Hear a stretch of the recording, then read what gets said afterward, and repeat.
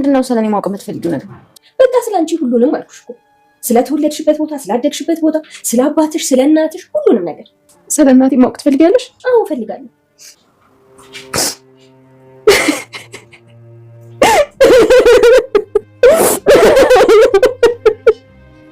ዳጣ ምን ሆናችሁ ነው?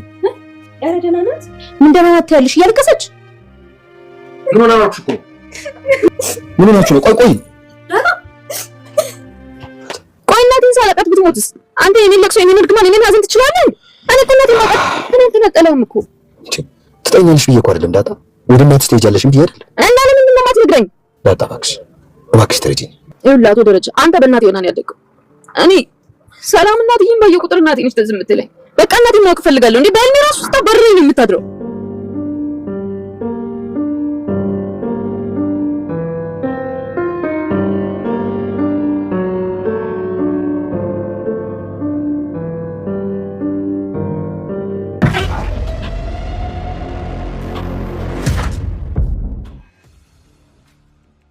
ዳጣና ናታን ድንገት እጅ ተፍንጅ በአቶ ደረጀ ተይዘዋል። ወይዘሮ ማርታ ዳጣ እንዴት ተሯሩጣ ሄደችው ናታን ጋር ነው ብትለውም አቶ ደረጀ ግን በጭራሽ ዳጣ እንደዚህ የምታደርግ ልጅ አይደለችም፣ አታደርግም፣ ግን አንቺ እንደዚህ ይበልሽ ብሎ ነበር የሄደው። ነገር ግን ወይዘሮ ማርታ እንዳለችው ዳጣን ፊት ለፊት ሲያገኛት እሱም ደንግጧል፣ እነሱም ተደናግጠዋል። ሰላም ዳጣን ስለ እናቷ ጉዳይ ማወቅ ስለ ቤተሰቧ ማወቅ ፈልጋ አጥብቃ ብትጠይቃትም ዳጣ ግን ስለ እናቷ ሲነሳ ከመናገር ይልቅ ማልቀስን መርጣለች። ምክንያቱም ስለ እናቷ የምታውቀው ነገር የለም። ምንስ ብላ ትናገራለች? ሰላም እንግዲህ ይበቃሻል፣ ረጅም ዓመት ከኛ ጋር ሰርተሻል። ከዚህ በኋላ ግን የራስሽ ህይወት፣ የራስሽ ቤት፣ የራስሽ ትዳርና ወልደሽ ከብደሽ ማየት እንፈልጋለን። ደክመሻል፣ ይበቃሻል ብትባልም በጭራሽ ከዚህ በኋላ ወጥቼ መኖር አልፈልግም፣ እዚሁ መኖር ነው የምፈልገው ብላለች። ጥፋት አጠፋሁ እንዴ ስትልም ወይዘሮ ማርታ ኧረ ምን ታጠፊያለሽ? እኔ ላንቺ ብዬ ነው እንጂ ለኔማ የልጆቼ እናት ነች። ልጆቼ እንደ እናታቸው ነው የሚያዩሽ። ምን ገዶኝ ብላታለች። ሰላም ውድና የተወደዳችሁ ውድ ቤተሰቦች እንደምን አላችሁ? በያላችሁበት የዓለም ዳርቻ ሰላማችሁ ብዘት ተረፍ ይበል እያልን ዛሬም በአዲስ መጥተናል። እናንተም በቅንነት ላይክ፣ ሼር፣ ሰብስክራይብ እያደረጋችሁ ቤተሰብ ታደርጉን ዘንድ በትህትና እንጠይቃለን። ቤተሰብ ላረጋችሁን ሁሉ ከልብ እናመሰግናለን። ዳጣ ተከታታይ ድራማ ባለፈው ክፍል እንድትመለከት ነው እንግዲህ ዳጣ ስለ ቤተሰቧ እንዲህ ነው የሚባል ብላ ለመናገር ደፍራ መናገር አትችልም። ምክንያቱም አባቷን ያገኘችው ቢሆንም አባቷ ደግሞ ስለ እሷ ምንነት ማንም ሰው እንዳያውቅ የጓደኛው የአቶ ሲሳይ ልጅ እንደሆነች ብቻ ተናግሮ ይሄ የሚሆነው ለነጻነቷ ሲባል እንግዲህ የጓደኛው ልጅ እንደሆነች ተናግሯል። በዛ ላይ ወይዘሮ ማርታን እንድትጠራጠር ኤቢ ብትገውተኩታትም ደግነቱ ያ የተሳሳተ ዲኤንኤ ምርመራ አሁን ላይ ዳጣን የአቶ ደረጀ ልጅ እንዳልሆነች ስላረጋገጠላት ተረጋግታለች። እናም ቢሆንም ግን ስለ እናቷ ስለ አባቷ ደፍራ እንዲህ ነው ማለት አትችልም። ሰላም ግን አንድ የምጠብቀው ነገር ስላለ ስለ ዳጣ ስለ አዘንታዋ ሁሉ ነገሯ የተለየ ስለሆነ ስለ ዳጣ ጠንቅቃ ማወቅ ፈልጋለች። ዳጣ የማን ልጅ ናት? ከየት ናት? እንዴት ናት? ለዛ ቤተሰብ የተሰጠው ስም ራሱ ምንም አላሳመናትም እና ከራሷ ከዳጣ አንደበት መስማት ፈልጋ ነበር። ዳጣ ደግሞ እንዳትናገር አቶ ደረጀ አስጠንቅቋታል። ለሁሉም ጊዜ ያለው፣ ጊዜው ሲደርስ ሁሉም ነገር ይፋ ይሆናል። እስከዛ ድረስ ግን ምንም ነገር እንዳትናገሪ ተብላ ተነግራለች። እናም እንግዲህ ሰላም ብቻዋን ምሽት ላይ ሁሉም ሰው ተኝቶ እሷን ብቻ ቁጭ ብላ ስታገኛት አጋጣሚው የተመቸ ነው በሚል እንግዲህ ዛሬ ስላንቺ ሁሉንም ነገር እንድትነግሪኝ እፈልጋለሁ፣ ማወቅ እፈልጋለሁ ብላት ነበር ሰላም። ዳጣም እኔ ምንም የሚታወቅ የሚያጓጓ ነገር የለኝም፣ ስለዚህ እልቅስ ስላንቺ ብትነግሪኝ የተሻለ ነው ብላት ነበር። ሰላምም ስለሷ ሌላ ጊዜ እንደምትነግራት ተናግራ ግን ዛሬ ደግሞ ማወቅ የምትፈልገው ስለሷ እንደሆነ ጠይቃት ነበር። ስለ እኔ ምንድነው ማወቅ የፈለግሽው ብትላትም ስለ አባትሽ፣ ስለ እናትሽ፣ ስለ ቤተሰቦችሽ፣ ስለተወለድሽበት ቦታ ሁሉ ነገር ስለ አንቺ ማወቅ እፈልጋለሁ ብላት ነበር።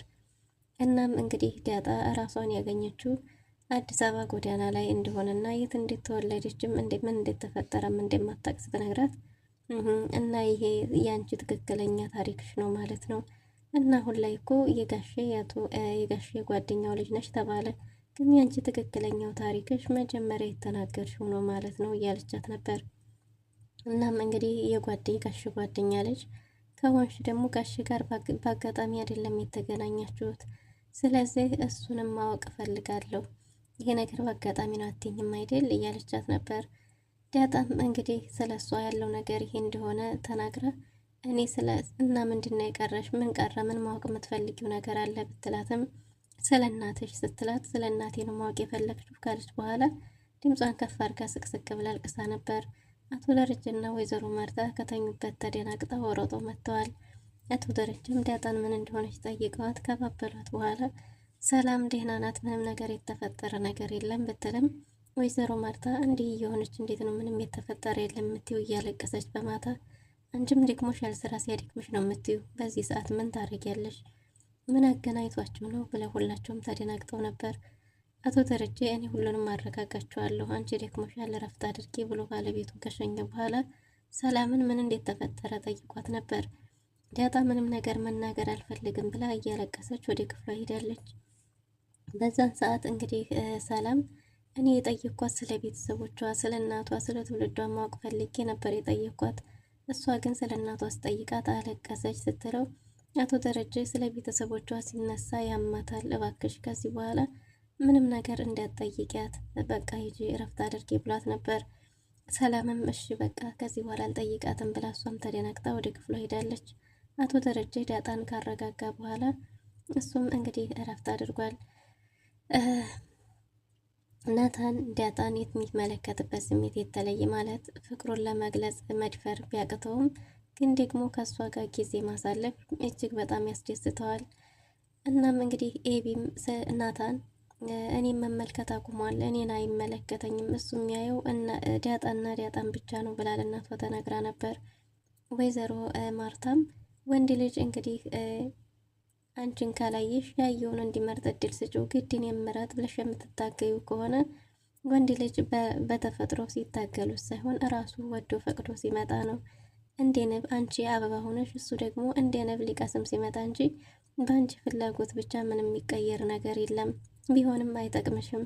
በእርግጥ ናታን እጅግ በጣም ጥሩና አሉ ከሚባሉት ወንዶች ተፈልጎ የሚገኝ ነው። ግን ደግሞ ምንም ማረጋችም አንቺን እስካልተመለከተች ድረስ አንቺን እንዲመለከት ከማድረግ ውጪ ብላት ነበር። ከናታን ከዳጣ ጋር ቢሆንም ብትላትም ከማንም ጋር ቢሆን እንግዲህ አንቺን ብሎ እስካልመጣ ድረስ ምንም ማረጋችም ብላት ነበር።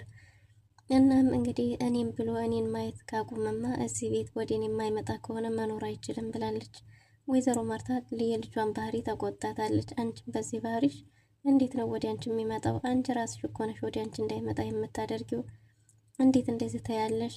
ወንድ ልጅ በግዳጅ አይሆንም፣ በእንክብካቤ እና ደግሞ እንደኔ እንደናትሽ ብልህ ሴት መሆን ነው እንጂ ያለብሽ አስገድደሽ ምን ልታረጊ ነው? ምን ሊፈጠር ነው ብላ ወይዘሮ ማርታ ልጇን ተቆጥታት ደግሞ ይጠቅማሉ የምትላቸውን ምክሮችን መክራታለች። ሴት ልጅ በአበባ መስላ ወንዱን ደግሞ በንቧ አበባ ከሆንሽ አንቺን ሊቀስም ግዴታ ወደ አንቺ መምጣቱ አይቀርም። ግን አንቺ ተጨቃጫቂ ግዴታ ትኩረት ምስቢ ሳይሆን ራስሽን ጠብቀሽ ፕሮቶኮልሽን ጠብቀሽ ተፈልገሽ የምትገኝ ምርጧ ሴት መሆን አለብሽ እንጂ በትግል ሊሆን አይችልም። ወንዶች በተፈጥሯቸው የሚጨቃጨቃቸውን ሰው አይፈልጉም እያለቻት ነበር። እናም እንግዲህ በስንት መከራ እሺ ብትልም ግን ኤቢ ተንኮል ደሟ ውስጥ የተቀላቀለ ነው የሚመስለውና ወዲያውኑ ትረሳዋለች ሁሉንም ነገር እና ለዳጣም ያላት ጥላቻ ቀን ተቀን እየጨመረ ነው። ዳጣና ናታንም ይባስ ብለው ጭራሽ ዛሬ መጫወቻ ቦታ አንድ ላይ ነበሩ። እናም እንግዲህ ናታን ስለ ዳጣ ማወቅ ፈልጎ አንዳንድ ነገሮችን ቢጠይቃትም ዳጣ ወንድ ልጅ ከጓደኝነት የዘለለ ምንም የተለየ ስሜት እንደሌላትና እንደዛ የምታስብበት ጊዜም እንደሌላት በጣም ብዙ የተወሳሰበና ያልተፈታ የህይወት ታሪኳ ያልተፈታ እንደሆነ እየነገረችው ነበር። ግን ቢሆንስ እያለ እየጠየቃት ነበር። ግን ቢሆን አንድ ቀን ቢቀየር፣ ምክንያቱም ጊዜው ወደዛ የምንሄድበት ነው እና አሁን ላይ አጉል ጊዜ ላይ ስለሆነ ያለ ነው። ብታስቢስ ፍቅረኛ ቢኖርሽ ብለሽ ብታስቢ እንዴት አይነት ወንድ እንደሆነልሽ ትፈልጊያለሽ እያላት ነበር። እባክህ ተወኝ ብትለውም ሊተዋት ስላልቻለ በቃ እንዲሆን የምፈልገው እንዳንተ አይነት ወንድ ነው። በእርግጥ አንተ መልካም ልጅ ነህ፣ በተለይ ደግሞ ኤቢን ካገባህ እያለች እሷ ወደ ኤቢ እንዲቀርብ ነው የምትገፋፋውና ኤቢ ደግሞ ይሄ የዳጣ መልካም ነገር ምንም እየታያት አይደለም። ዳጣ ናታንን ለኤቢ እንጂ ለእሷ አትመኘውም። ኤቢ እኮ እጅግ በጣም መልካም ልጅ ናት፣ ቆንጆ ናት፣ ውብ ናት እያለች ነው የምትገልጸው። እሱ ደግሞ ናታን ኤቢን ለቤተሰቦቿ ሲል ማክብሯት እንጂ ከዛ ውጭ ምንም ለሱ እንደምትሆን አይነት ሴት እንዳልሆነች፣ መልኳ ቆንጆ ቢሆንም ግን ደግሞ ቆንጆ ያልሆነ በጣም ብዙ ነገር ጎዴሎ እንዳላት በተደጋጋሚ እየነገራት ነበር። እና እሷን አግብተህ በተለይ አንድ ላይ ስትኖሩ ስትለው እያሯሯጣት ነበር። ግን ደግሞ እንዳንተ አይነት ወንድ ብላው ምርጫ ውስጥ ስላስገባችሁ እጅግ በጣም ደስ ብሎታል። ውሃ ሁሉም ነገሯ እንደ ውሃ እንደ ስሟ ጥርት ያለ ነውና እንግዲህ ዳጣን ውሃና ምጥን ጓደኛዋ አንድ ላይ ቁጭ ብለው ናታንን እየጠበቁ ነበር። ናታን ሲመጣ ይጋብዘናል እያሉ በጉጉት ሲጠብቁ ቆይተው ናታን ሲመጣ ደግሞ ጋብዘን ሲሉት ዳጣን ሄዳችሁ ካላመጣችሁ በጭራሽ አልጋብዛችሁም ብሏቸዋል። እንዴ ዳጣ እኮ የራሷ ብር አላት እኛን ጋብዘን ብትለውም አይ እሷ ካልመጣች አልጋብዛችሁም፣ እንዲጋብዛችሁ ከፈለጋችሁ ዳጣን መምጣት ይኖርባችኋል ተብለው ስለነበር ውሃ እንደውም አባዬ ጋር ውጭ ላይ ናት ሂጄ ላምጣት ብላ ስትሮጥ ሄዳ ነበር። ዳጣ ደግሞ ከአባቷ ጋር መኪና ውስጥ እያወራች ነበር። አባቷን ስለ እናቷ ማወቅ እንደምትፈልግ ቢያንስ በህይወት አለች የለችም የሚለውን ነገር ማወቅ ፈልጋ ብትጠይቀውም በዚህ ጉዳይ እንዳታነሽ እኮ ቃል ገብተሽልኝ ነበር፣ ዛሬ ምን ተፈጥሮ ነው እንደ አዲስ እያነሳሽ ያለሽው? ስለዚህ ስለ እናትሽ አትጠይቂኝ፣ ለሁሉም ጊዜ ያለው እኔ አባትሽ ነኝ፣ ለልጅ የሚጠቅመውን ነው እንጂ የሚጎዳውን አላደርግም እያላት ነበር። እሺ እናቴ በህይወት አለች ወይ? እኔ በህልሜም ሰላም እያገኘሁ አይደለም፣ በህልሜም ስታሯሩጠኝ ነው የምታድረውና ቢያንስ እናቴ በህይወት አለች ወይ እያለችው ነበር።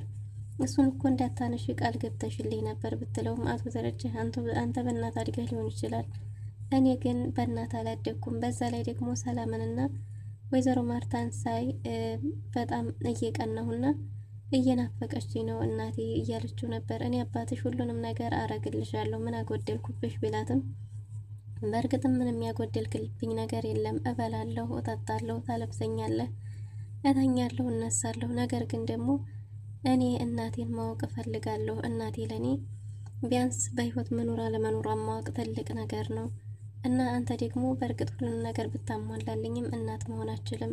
አንተ ሽቲ ለብሰህ ጸጉሬን እንደማብሰት አስተኛኛለህ፣ አንተ ጸጉሬን ትሰራልኛለህ እያለች በተቻለ መጠን ጎዴሎቼ የምትላቸውን በሙሉ ስትዘረዝር አቶ ደረጀም ተደናግጦ ዝም ብሏል። እና እናቴን እንደዚህ እየናፈቅኩ ብትሞት የኔን እርግማንና ለቅሶ ስቃይ ትችለዋለህ እያለችው ሳለ ዳጣ ውሃ ድንገት ልትጣራ መታ ከውጭ ሆና እያዳመጠች ነበር።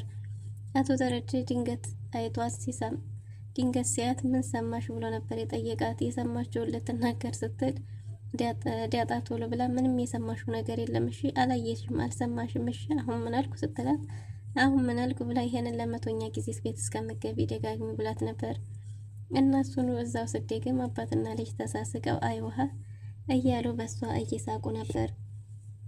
እናም እንግዲህ ማታ ላይ ወደ ቤት ተገብተው ተሰባስቦ ቤተሰቡ ሁሉም ሰው ጭር ብሎ ዳጣ ከወይዘሮ ማርታና ከአቶ ደረጀ ጋር ቁጭ ባለችበት ናታን ናይ ቶሎ ፈልግሻለሁ ብሎ ሜሴጅ ልኮ ስለነበረ ስትሮጥ ናታን ጋር ሄዳለች።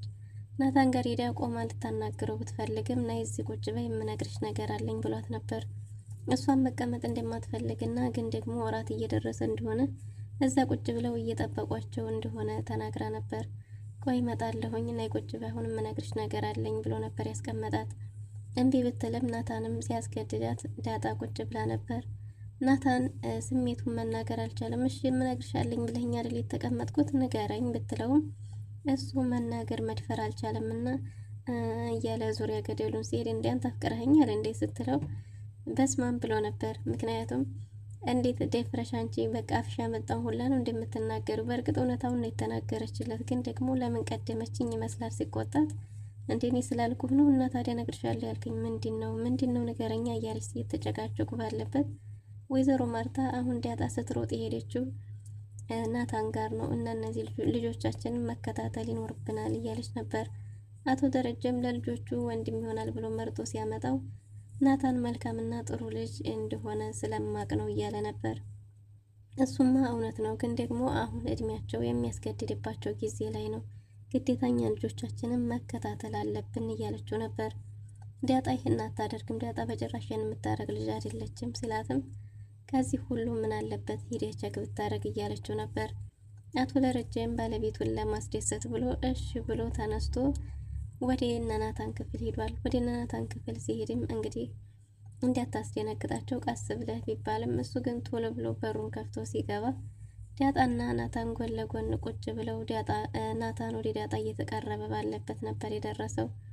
እናም በዚህ ጊዜ አቶ ደረጀም ዳጣና ናታንም ተደናግጠው ሁላቸውም ተፋጠው ቀርተዋል። ውድና የተወደዳችሁ ለዛሬ የነበረን ቆይታ ይመስል ነበር። በቀጣይ እስከምንገናኝ መልካም ጊዜ